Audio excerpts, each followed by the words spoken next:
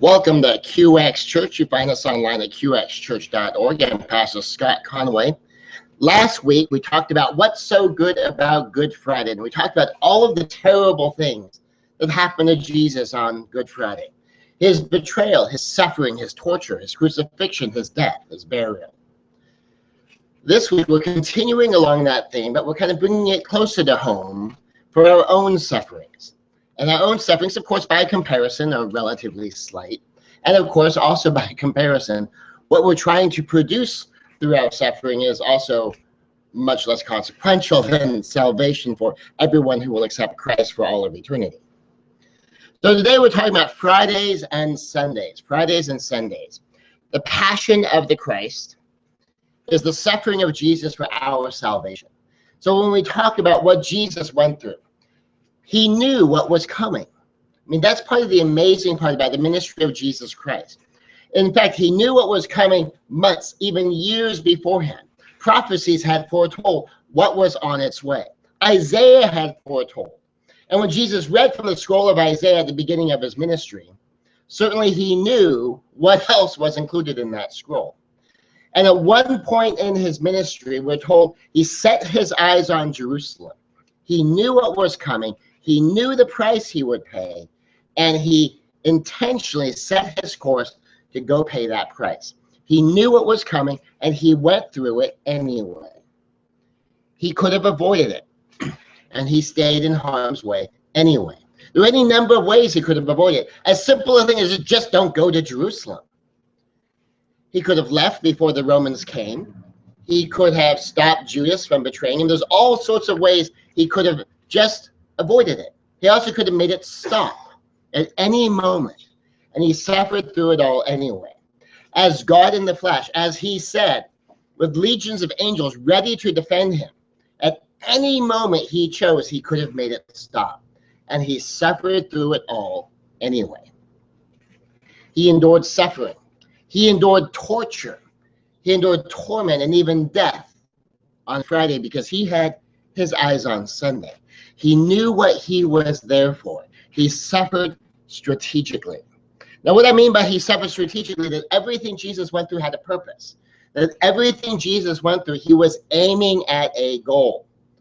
In Isaiah, we have the following. Surely he has borne our griefs and carried our sorrows.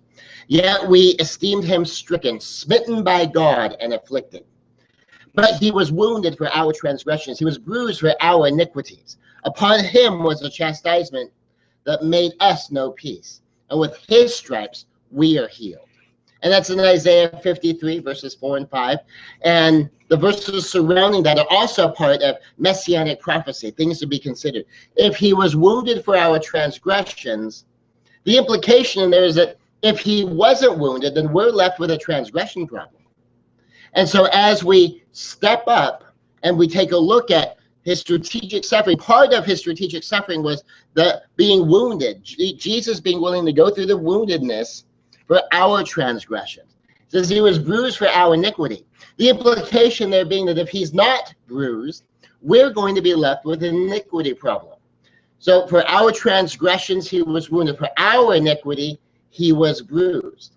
And part of that being bruised would imply that part was being beaten up by the Roman guards when he has the crown of thorns shoved into his head, and they're literally beating him until he's unrecognizable.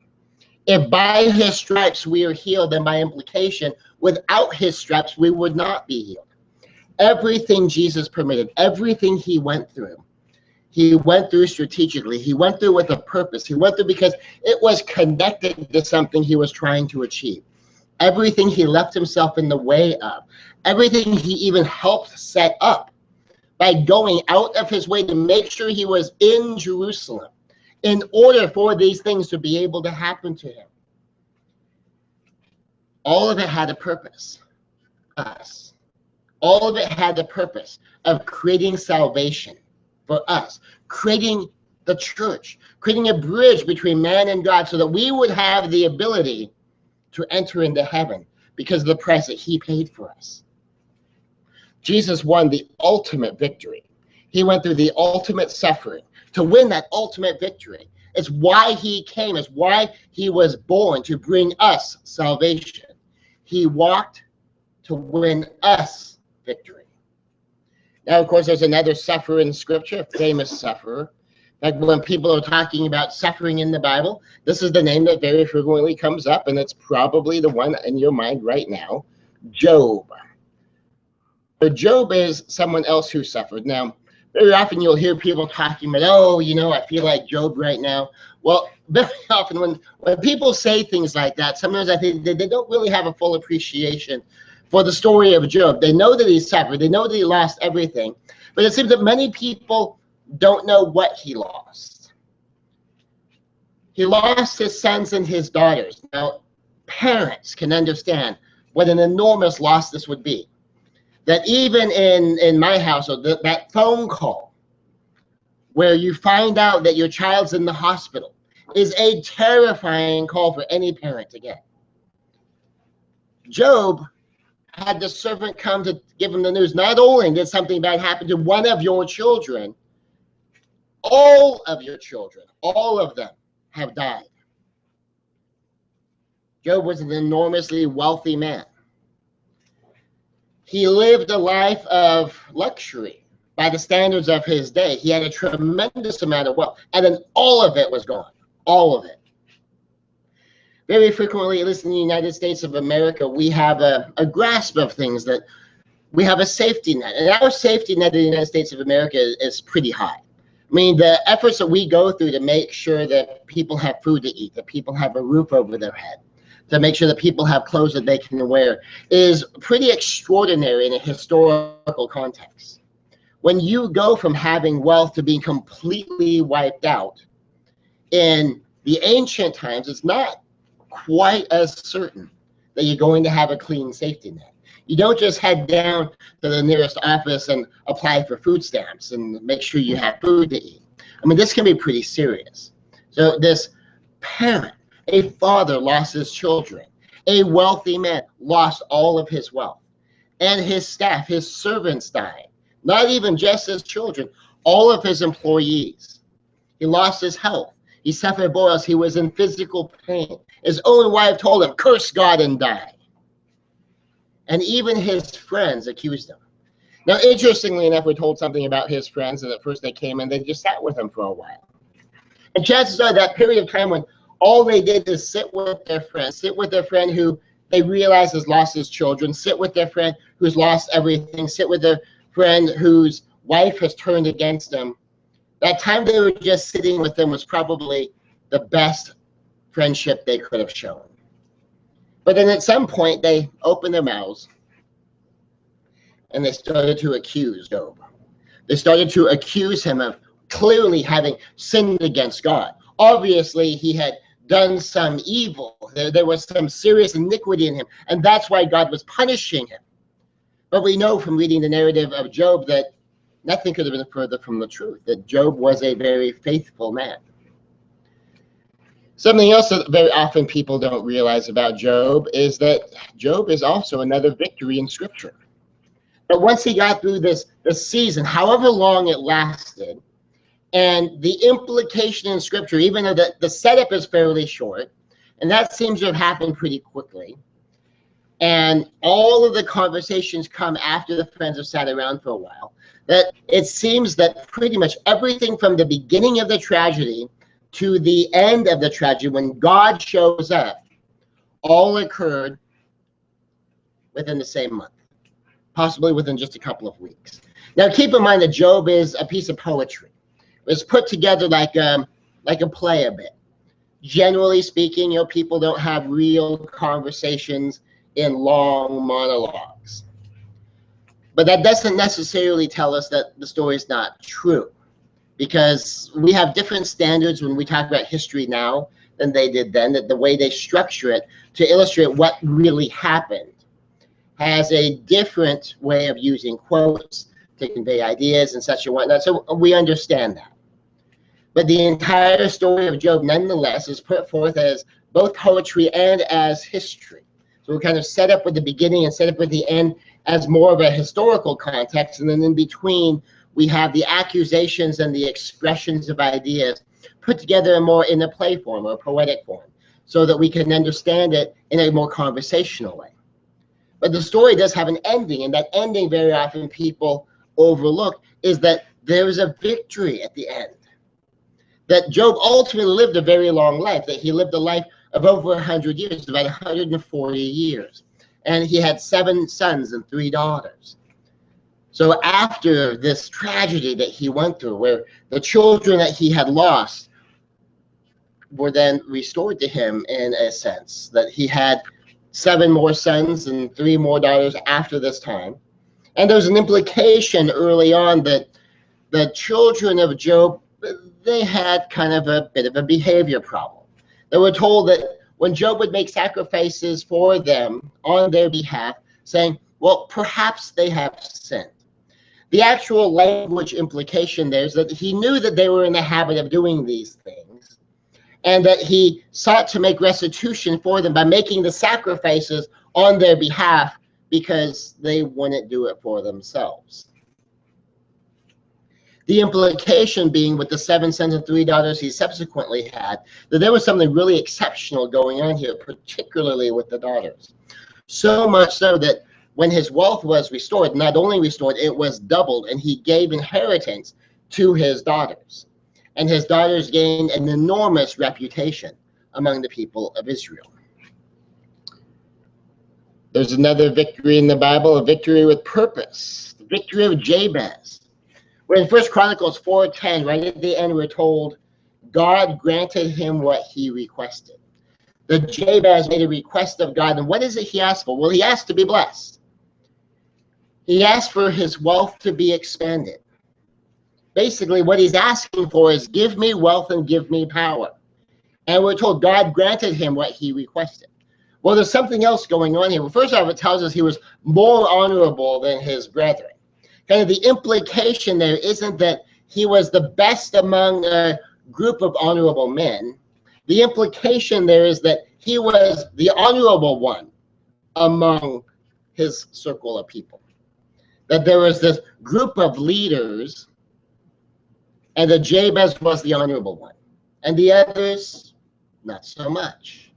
And that Jabez was asking to be blessed, to have his wealth expanded, have his power expanded.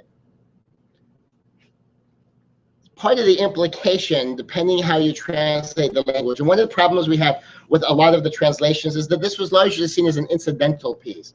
When you dig in, one of the ways it can be rightly translated that makes more sense given the character of God, at least in our opinion, is that he wasn't just saying, deliver me from evil that I will feel no pain. That's a common translation. And basically he's saying, give me stuff and don't let me have any suffering.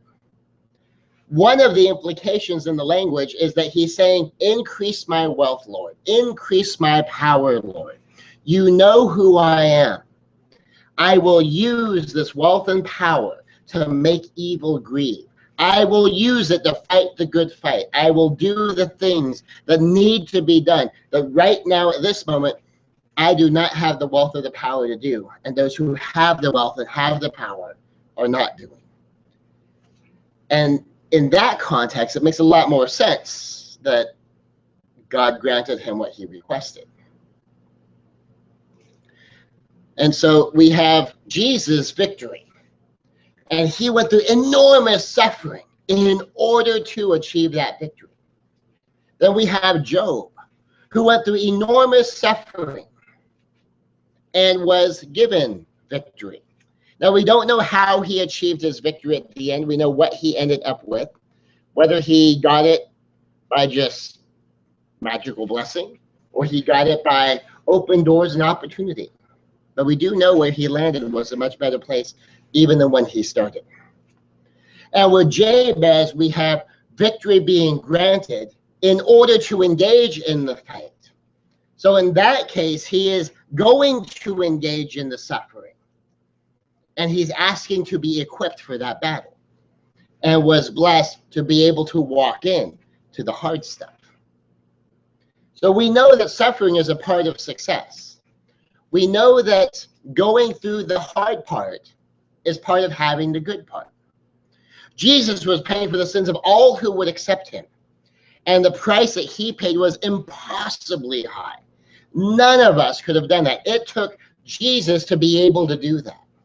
None of us could pay the same price. That's why he did it for us. He had to do it for us. If he didn't do it for us, there was nobody else who could.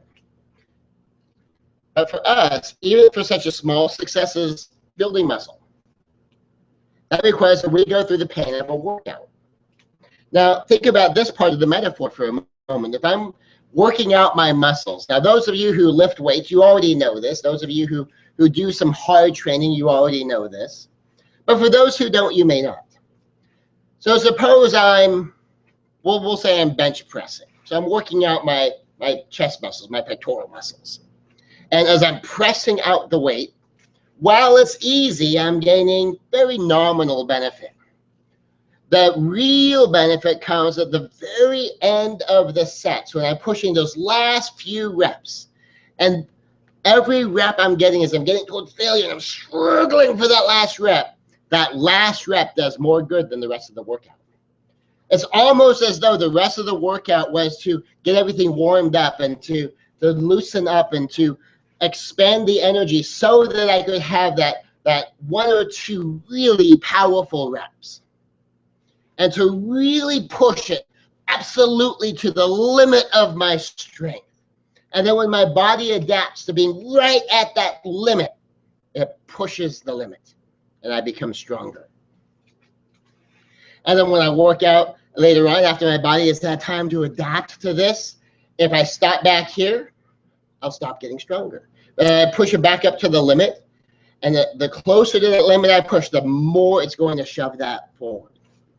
And if I back off just 1 or 2 reps, if I make it just a little bit easy, I'm not going to get nearly as strong. And so the pain of the workout isn't just setting aside the time, lifting the weights, kind of breaking a little bit of a sweat. It's finding that limit and getting somewhere near it. And the closer to that line you get, the more you move that line.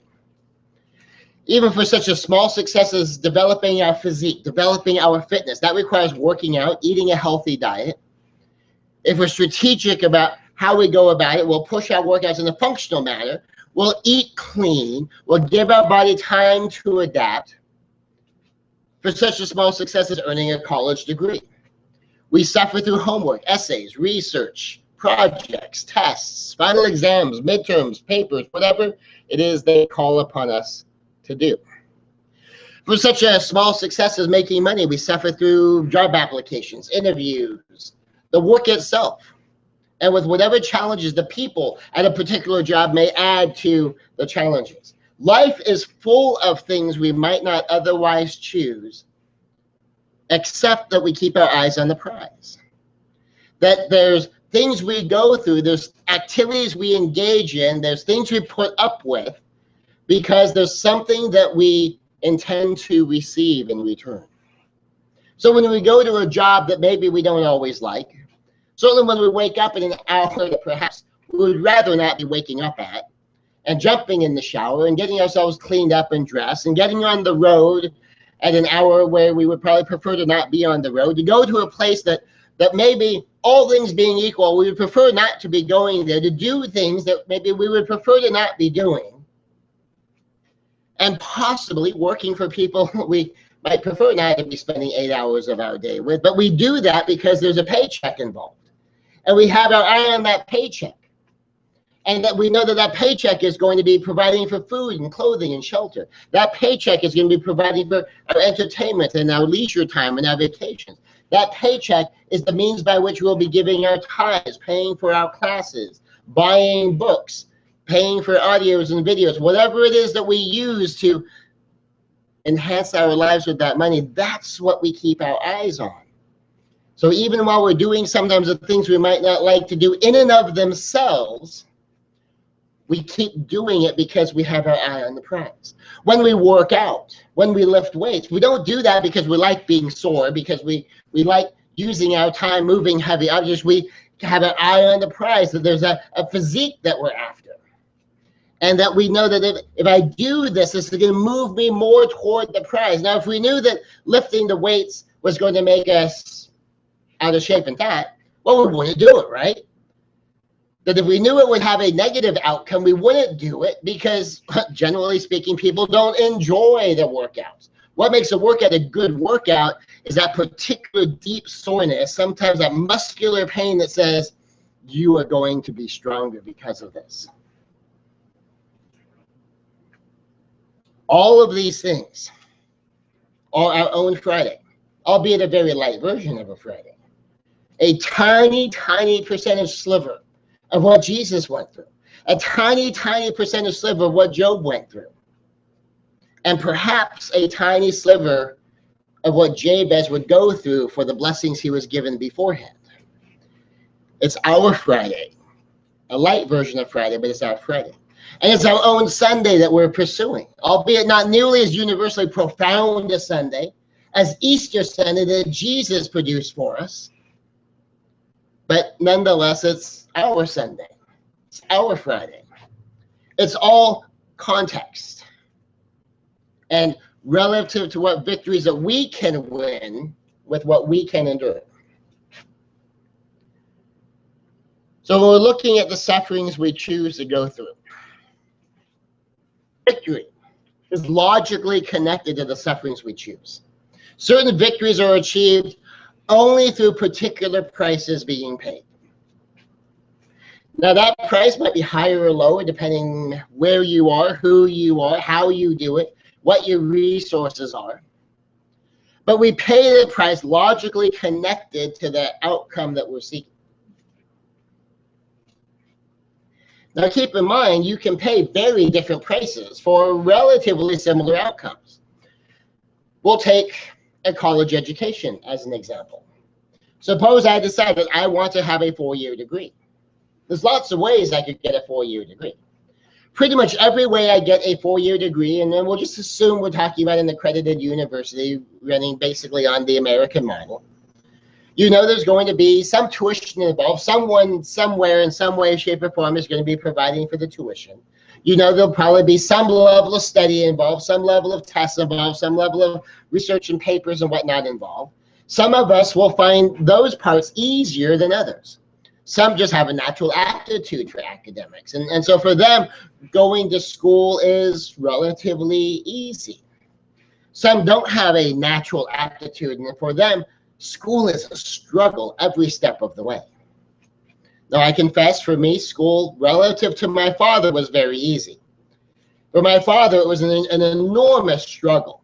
So when he decided to go back to college and he decided that he wanted to pursue his bachelor's degree, for him, it was an enormous amount of work. In particular, I remember walking by him while he was studying for one of his courses, and I saw what page he was on as he was studying his material. And I walked by him, I went in the kitchen, and I watched something on television, I had a snack, and I was coming back after the end of probably about a half-hour program, and he was still on the same pages. He was still trying to understand this. He knew this was on his test, and he was struggling with this material. One time I came home while he was working on his math. Now, this is a man who was a genius at percentages. I mean, you gave him something that could be solved with decimals, solved with percentages, solved at that kind of point level. He could do it in his head. It was amazing. But fractions were really, really hard for him. He could do the other thing because he was in business. He did dollars and cents and percentages on taxes and percentages on he knew all of that. But when he's having to convert thirds and fourths and twelfths and eighths and all of these things, that was a struggle for him. Just his brain could wrap around the dollars and cents. His brain struggled with fractions. And one day I walked in with a friend of mine, and then he's working on his homework in math, and it's some fraction stuff he has to figure out. And he was struggling with it, and I asked him if he would like some help, and he wrote down a problem for me, and asked, well, can you solve that problem? And I took a look at it, grabbed his pencil, wrote down the answer. And he was figuring it all out. Said, oh, this is right, you're in so much trouble. And as I was leaving, he says, get back here and tell me how you did that. So it was a struggle for him, and he did it anyway. Had he not gotten cancer, he and I would have graduated from college together. And so for me to go to college, no big deal. I went straight out of high school. All of my study skills were still intact. I had a 1-year break between graduating from high school and enrolling as a full-time college student, but all of my study skills were still fresh. His study skills had 20 years of atrophy. So for him to step back, he's trying to resurrect 20-year-old academic skills. That was a lot of hard work for him. So when you're paying a price for some people, it's more of a struggle than it is for others. Sometimes the people for whom it's easy get very judgmental about those for whom it's hard. Is that, oh, what's the big deal? That's easy. You know, you just need to ... It's not easy for everybody. I mean, we need to understand that. Just like paying for tuition isn't easy for everybody. Hey, if your family has the money and they're writing checks for tuition, God bless you. If you're getting financial aid and grants, and so you finish and you're not going to have any student loans, God bless you. Some people are going to have student loans. Some student loans are going to total up tens of thousands of dollars. Some people I've heard have student loans totaling up over $100,000. And in some of these cases, the price that they pay is going to be paid sometimes for decades. And they don't understand that sometimes going in. By the way, my basic advice, if you're going to go into debt to get an education, go into as little debt as possible, which means go to as inexpensive a school as possible that will get you the degree that will let you do what it is you need to do. And only go into debt for a degree you know is going to make you enough money, provided you can get a job in that field, and then make sure that's reasonably certain. But only go into debt for a degree that will ultimately pay for itself. And then your suffering will be logically connected to your victory. Now, if you go $100,000 into debt and you end up with a degree in political science and you're not going to be a political consultant or work in politics, chances are that degree is not going to help you so much. You get a degree in 14th century French poetry, other than being a professor of 14th century French poetry, that degree is probably not going to help you a lot. You probably don't want to be $70,000 in debt to get that degree. And of course, if you're going into debt to get a degree, for heaven's sake, please try to make sure you can finish that degree. Because sometimes the money runs out before the degree gets finished. And what you're pursuing is that victory. What is the victory? What will that victory get you? And what is the price of that victory? So pay the price is logically connected. Sometimes we get locked into a price that isn't logically connected. So you want to be strategic in paying your price. All of this example of paying the price in academics, you need to be strategic in it. The more strategic you're able to be in it, the more your price will be compensated by your victory.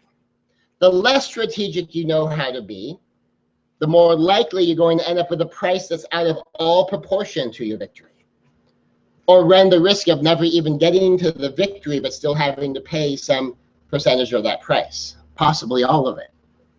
So be strategic in paying the price, and be strategic in taking that last step. Sometimes the difference between success and failure is just one more thing. Sometimes the difference between success and failure is keeping your eyes open. The classic story of Acres of Diamonds. The classic story of Acres and Diamonds is the story of a man who searched the world in search of diamonds, when the land that he left had on it what would turn out to be one of the biggest diamond mine finds ever in the world. There are people who headed off in search of precious stones. And one of the saddest stories is someone went out and got a PhD in gemology so that he could understand what all of these stones were, or in geology, and specialize in precious stones. And what he never realized is that there was a fairly sizable precious stone, perhaps of nominal quality, but still valuable, as part of the wall in the house that he lived growing up. But because he never learned to recognize the stones in their raw state, and by the time he had the education to have some idea what he was looking for, he never saw the value that was just within his reach. So sometimes you just need to be paying attention. Opportunity could be right there, and you just don't see it. And a lot of times, opportunity is one more step, one more rep with those weights, one more degree. If I'm heating water at 90 degrees is lukewarm. At 110 degrees, it's really hot. And for a hot tub, for a bath, that would be hot. If I'm looking at cooking something, if I need water to boil, if I need the steam to power an engine, 110 degrees isn't going to do it. If I keep heating up the water to 180 to 200 degrees, if I get to 211 degrees Fahrenheit, it's hot. I might see maybe the little bubbles forming on the side of my pan. But at 212 degrees, it boils. And if I put in all of the effort to get it to 211 degrees, and I give up. If I put in the effort to heat it up 20 degrees and then I walk away for too long and it cools down. And I put in the effort to heat it up another 20 degrees and then I walk away and it cools down. And ultimately what I end up with is all the work that it would have taken to get it boiling. And all I've done is made the water lukewarm again and again and again. Or maybe I don't even let it cool down all the way. I heat it up 20, I let it cool down 10. I heat it up 21, let it cool down 10. How much longer is it going to take me to get that to boil than if I just boil it? Warming up water and complaining it doesn't boil is meaningless. You need that one last degree. You've got to cross that 212 degree mark. The difference between hot water and boiling water is that line right there. And if you don't get over that line, you don't get boiling water. You don't get over that line, you don't get the steam to power a locomotive. So much happens on the 212 degree side of that line that doesn't happen at 211 and below. So be strategic in paying the price. Push as far as you need to push. Take that last step, get that one last degree. Victory is also providential and luck. Now, particularly for Christians, sometimes this is a struggle. When we talk about it being providential, usually we think about God just handing it to you. Now, in the case of Jabez, there's an indication that however God did it, God just handed it to him. Now, what we're not told is that God supernaturally, magically, poof, made his land bigger. That God just supernaturally, poof, dropped gold and silver onto his property. We're not told that. And in fact, I think for most of us, if we found out that was the story, we would be surprised. More likely, the doors of opportunity were thrown open for him, for Jabez to take advantage of that. We don't know how Job was restored. I think most of us would be somewhat surprised if just suddenly, poof, there's 7 sons and 3 daughters. That all of us probably suspect that somewhere involved in here was sex and conception, followed by a pregnancy and a birth and children growing up. And there wasn't just a poof of these 7 sons and 3 daughters. Likewise, there wasn't just a poof of all of this livestock and all of this wealth. That we have the assumption that, well, somewhere in there was a natural process, perhaps that God blessed, so that it outproduced what it otherwise may have, but the same processes were used. So when we talk about victory as providential, we're not necessarily saying that victory is miraculous in the sense that one day I'm just going to log on to my bank account on my computer and suddenly going to be $20 million there. That if ever there is a time when I log into my computer and you know, it went from $1,000 to $20 million overnight, either there was a very serious bank error and they're going to want that money back, or I've done something worth $20 million, or someone else did something worth $20 million and decided to give the money. But that it's not just going to be God going poof. That there may be opportunity. There may be doors thrown open. And there may be doors thrown open that require boiling water. And if I get my water to 211 degrees, that is not going to cut it. The difference between a gold medal and someone who doesn't medal at all can be measured in fractions of seconds, sometimes tenths, sometimes hundredths of seconds between gold and the gold, silver, bronze, and no medal. The number of holes between the first place multi-million-dollar winners in professional golf and even third or fourth place can be just a handful of strokes over the course of 18 holes. 5 or 6 strokes on average. Between the multi-million dollar winners and the professional golfers that might be able to make ends meet, whose names might appear on the board in some tournaments and you might never see them in others. Much of life is this kind of luck. Much of life is this kind of provision of opportunity. Doors thrown open, but may require everything from you.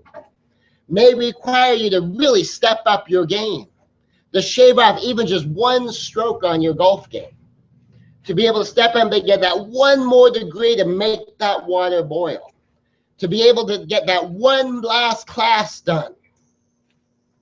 One of my tutoring students, we found out after I was helping her get through her statistics in one of her sociology classes, and I found that she hadn't been to the counselor.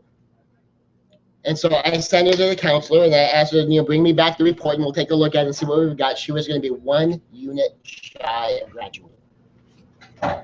She needed 120, she had 119. And she was out of time and she was out of money. Now, I don't know if she ever went back to finish because she was only my student being tutored in those classes. And once we got through those classes, I never saw her again.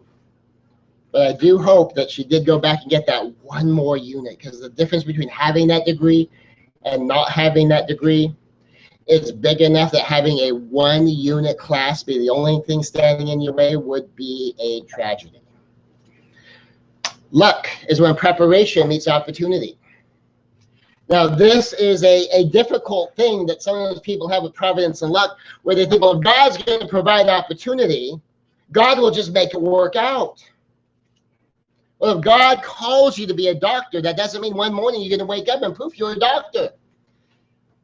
What it may mean is that doors will be thrown open for you to go study pre-med. Doors may be thrown open for you to have the opportunity, if you work hard enough, if you get that 212-degree boiling water performance in your pre-med, you can get into medical school and you can become a doctor and go through your residency and pass your boards and be a full-fledged medical doctor. It doesn't mean that God one day is just going to go, bing, you're a doctor. And you're just going to wake up and there'll be paper up on your wall. There'll be knowledge in your head. Most of us wouldn't expect that. And if God's called you to be a doctor, if God's called you to be a medical missionary as a medical doctor, well, chances are there's going to be this path to follow. And that the door may be providentially thrown open for you, but the work isn't going to get done for you. That's how Daddy do my homework for me prayers, or Daddy take my test for me prayers. If there's something that's yours to do, you need to do it. And luck is when all of your preparation meets up with your opportunity, and when the opportunity shows up, you're ready because you prepared. Thomas Jefferson said, the harder I work, the luckier I get. And part of that is the more prepared you are, no matter what opportunities come your way, the more often opportunities will come your way. Now, we know this is a martial arts metaphor. If I'm a junior belt in jiu-jitsu and I only know one way to end a match, all I know is one choke. Well, if I get lucky, if someone makes a mistake, if someone leaves me an opening, the only one that matters to me is if they leave their neck open and I can get the choke. But if I know how to get a choke, and I know how to take your arm, and I know how to take your shoulder, and I know how to take a knee and I know how to take a foot. Now all of a sudden, I get lucky if I have a chance to go for your neck. I go for your arm, I go for your shoulder, I go for your knee, I go for your foot. And as I continue to expand my arsenal, luck is then when any of these 10 things shows up. As I get better at creating opportunity, I don't need the full-on opportunity. All I need is say, oh, this situation is coming. Now I can do the 1, 2, 3 to create the opportunity in order to get one of the things I know how to do. And so the more prepared you are because of how hard you've worked for the sort of situations that may arise in life, the luckier you'll get, because luck is when preparation meets opportunity. Luck is when something you're ready to take advantage of has now occurred. And that works best the more skilled you are and the more robust your skills are to be able to do something with an opportunity given to you. Some people make it, others don't, based in some part on who gets the break. I mean, honestly, that is a part of life. Almost everyone who's a star in Hollywood, they got a break. They knew someone, they had a connection, something happened. I mean, I'll tell you, in the handful of movies that I've been in, if you go to IMDb, you'll see I have, I think, 2 IMDb credits of the 3 movies I've been paid to be in. Well, how did I get this? Did I get those because I took acting classes and I went to auditions and I worked really, really hard to get into these movies? No. All 3 of the movies I got into because of contacts I had made. One movie I got into because my instructor was hired to produce a fight scene, and I was one of a handful of exceptional people he had available who could do a really good fight scene. And I got it because he got it. And another job where I was directly hired, and this is part of my credits, is if when a friend who was in a movie needed a ride. And it turned out that one of the lead choreographers was a martial arts master who had heard of me. And so he kept me on site to help choreograph the fight scenes. And that's how I got some of my credits. You know, another one I was called back as an extra, but I was called back as an extra because the same instructor that got me into one movie was called to say, do you have anyone who could be a convincing police officer? And I happened to be one of those. And so you get these breaks that show up. And for me, it was just break, break, and break. And then I had a decision to make. And the decision I had to make is, do I really want to do this profession? Am I really willing to pay the price to actually make a living doing this? And that door was thrown open to me, and I had a decision to make, and ultimately I decided no. That I wasn't willing to pay the price it would take for me to continue to pursue that path. It didn't really interest me that much.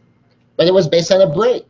I got 3 breaks in a row that led me to a door that I chose to not walk through. Opportunities are only useful if you're ready when the opportunity arises.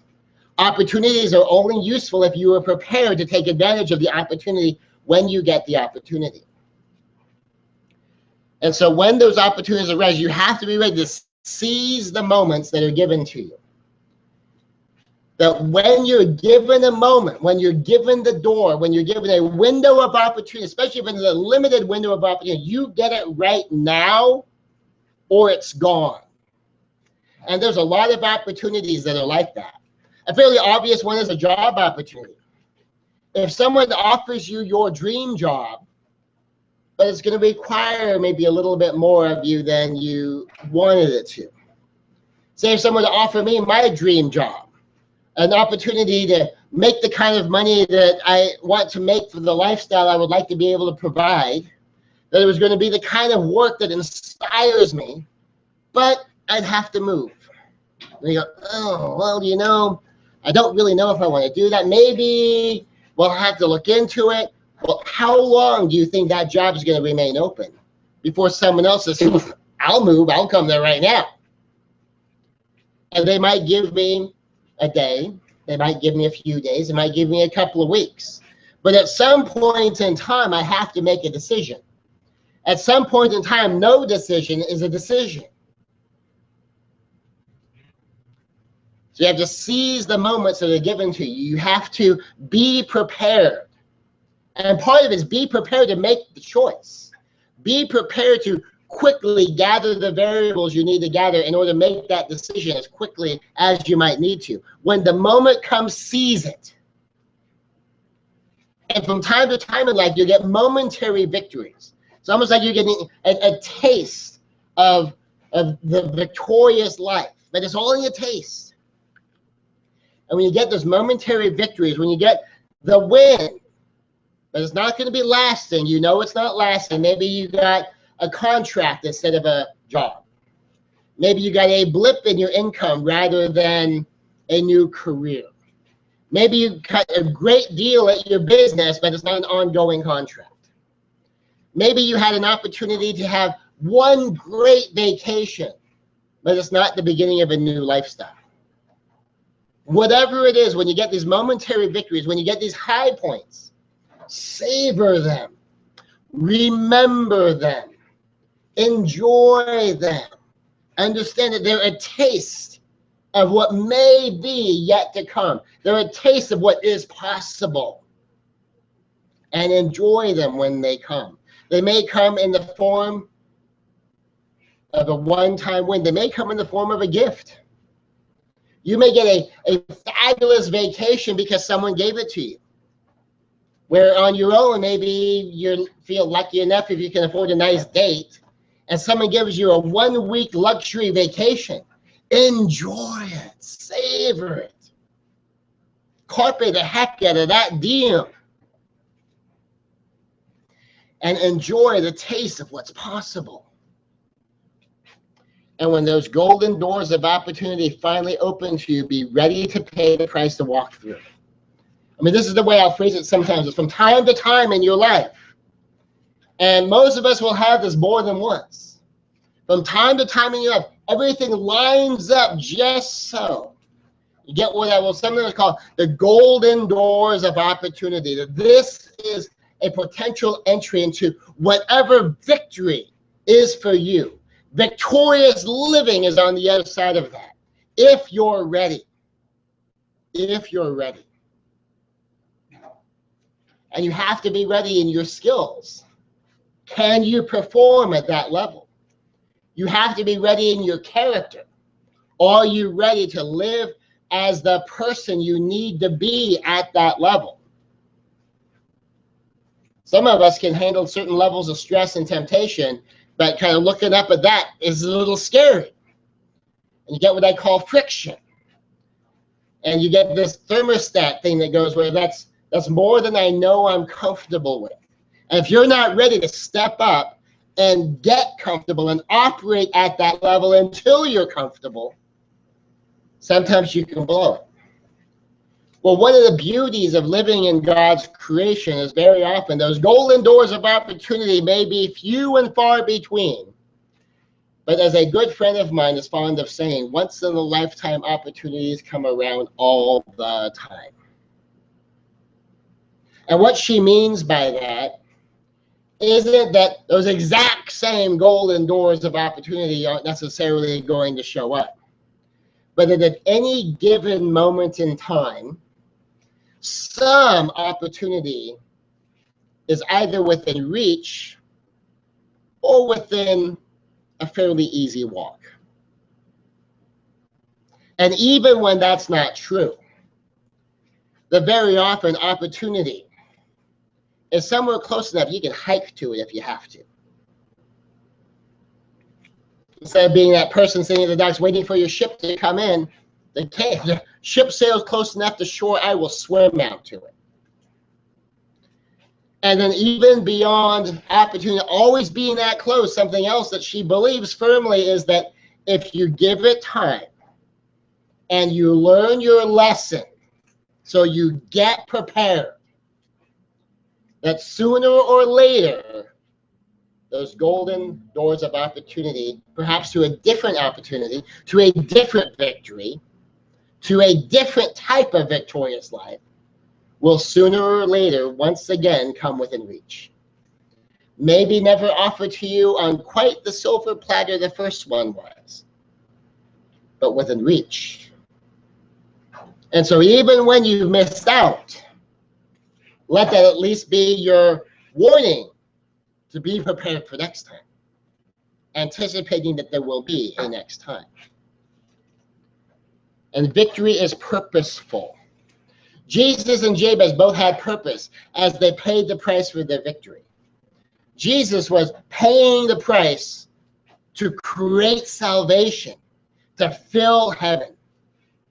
Jabez was asking for victory so that he could engage in a contest of honor with those who lacked honor. Jesus paid the price and won. Jabez was asking to be armed for a battle he intended to fight. Job was already living out his purpose.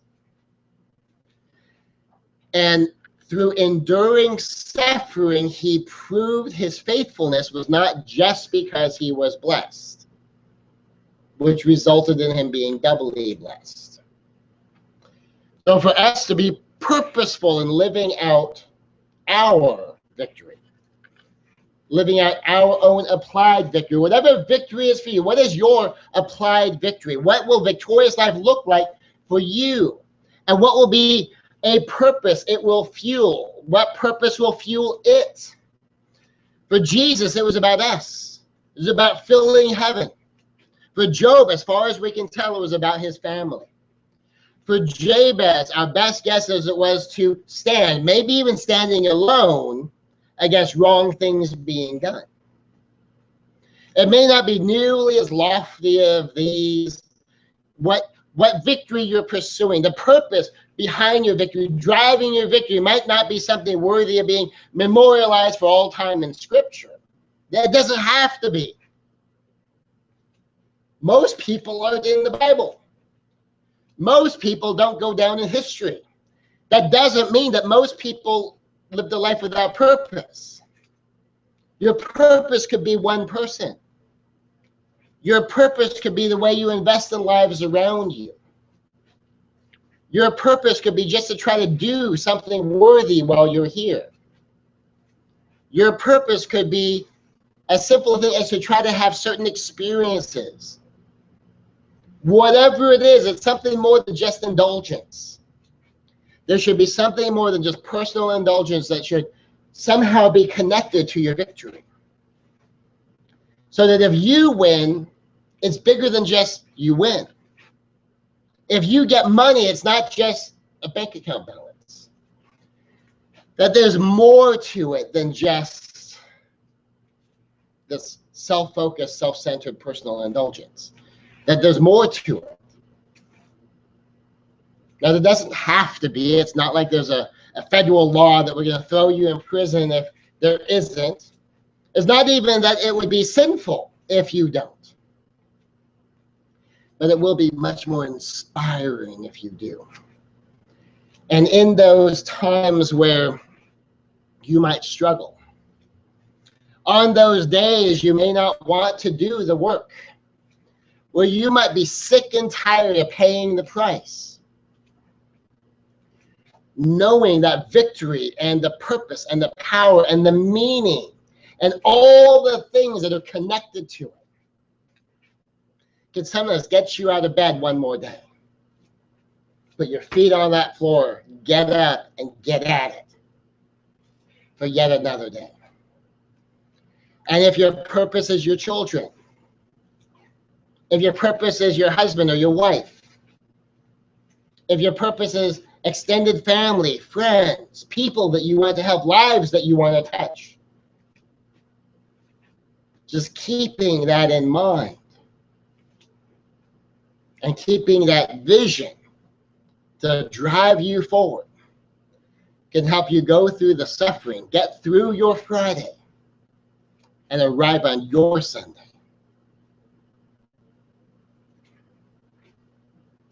Look at what Jesus went through on Good Friday for us. And today there are billions of people alive who have accepted him as Savior. Over the course of history, how much it has shifted and adjusted history. And as much as human beings have messed things up, how much of a difference it makes that Jesus went through what he went through. And what was the long-lasting impact of what Job did, what Jabez did? I don't know. Maybe there was, maybe there wasn't. But it did affect some lives. What will it be for you? Will it be something beyond you? It doesn't have to be. It helps if it is. Will it be your family, your children, your lineage, your legacy? What will drive you to put in the hard work to be ready for those golden doors of opportunity when they come around for you, or when they come around again for you? Being ready for that blessing that's waiting for you. In Jesus' name, thank you.